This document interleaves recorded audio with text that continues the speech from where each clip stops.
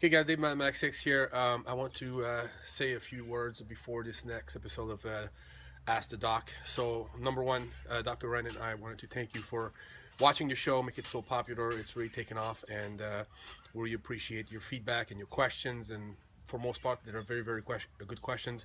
But what I want to say is a few things. Number one, before you submit your question, please review all the existing show already because a lot of material have been covered, and a lot of time people are sending me questions that have been answered already. So I cannot ask the same questions over and over to the doc. So make sure to review the previous shows before you submit the questions. That's very important.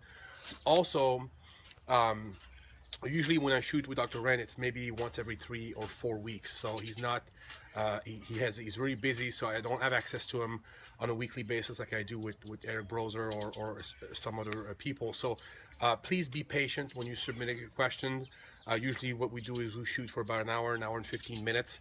We can answer about 10 to 12 questions at a time. And usually what I'll do is I'll do each show about 2 to 3 questions, which lasts about 15 to 20 minutes. So it might take a while before your question is answered and actually put on the channel. So don't despair if it's a good question. Usually I will ask the doctor, and also I always answer everybody who sends me an email concerning questions. But please be patient, and we will answer your question in due time. And that's it. Thanks for watching the show, guys.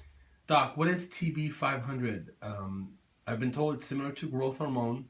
From what my friend says, it promotes creation of new blood and muscle cell. He also says that the front of his got shredded on it. What do you think of it? TB500 is thymosin 4 beta, I think something like that is another name for it, and I think this is the peptide name for it. But the thymus gland tends to not function as well as we get older, and the research I think is done mainly in horses. So I don't think we have a lot of research with humans yet, as I recall. I may be wrong, but it's supposed to help actin, the formation of actin in the muscle fiber, which obviously would help. I guess to get leaner if you're repairing your muscle tissue better, and of course any endothelial factors to help. Blood flow to the muscles would be helpful. It's supposed to help with cell migration and proliferation, but I think more specifically, it's in the muscle fiber itself to create more actin. So in that way, yeah, I could see it being used for reduction of inflammation and repair of muscle. And of course, if you repair muscle, the more muscle you have, the more you're burning calories even while you're sleeping. So I could see somebody getting more lean if over time they're building more muscle. But I wouldn't think of it necessarily as a fat burner or something like that. But Or a GH replacement or something like some more. yeah, not yeah. I mean, again, it's a different mechanism totally than the way GH or IGF-1 would work. So when you say replacement, it's definitely not working by the same mechanism. But Again, I think sometimes people send us questions such as this TB500 and Keel a bit earlier before because they're trying to find out, okay, I can't afford GH or I can't take GH, or it's not accessible to me, whatever.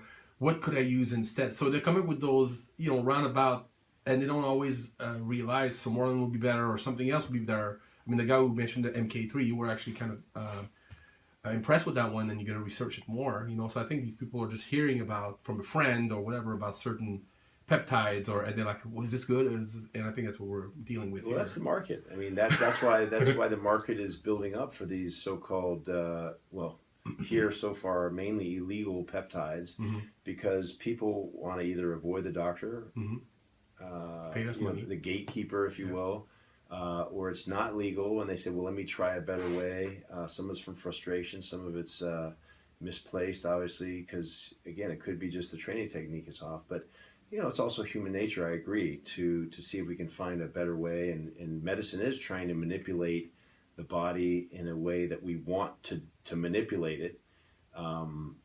People get caught up in the natural or normal. It's natural and normal to get sick and die one day. So, I love when you say whether it's the discovery of the penicillin and how that works, or the way we use testosterone, the way we're finding out that stem cells work. I mean, the idea is to improve the quality of life, to repair the human body, and also, if we can, improve longevity as well. So these peptides are exciting. I don't know if I think what we need is the pharmaceutical companies to latch onto these and start doing some research. As I said, with the TB500, there isn't a whole lot of research that I found. A patient of mine asked me about that probably a year ago, and I dug into it. And again, I think the studies were mainly with horses, the best ones. And why people aren't pursuing that more, people being the pharmaceutical companies or some private individuals, I don't know. Maybe there's not enough money. I apologize if I can't give a more thorough answer, but the problem is, particularly from wearing the medicine hat, there are a lot of standards by which we come up with answers. In other words, we ethically, I can't tell you that something works, and probably more importantly, it doesn't harm you until we've done sufficient studies that are typically double-blind, placebo-controlled studies.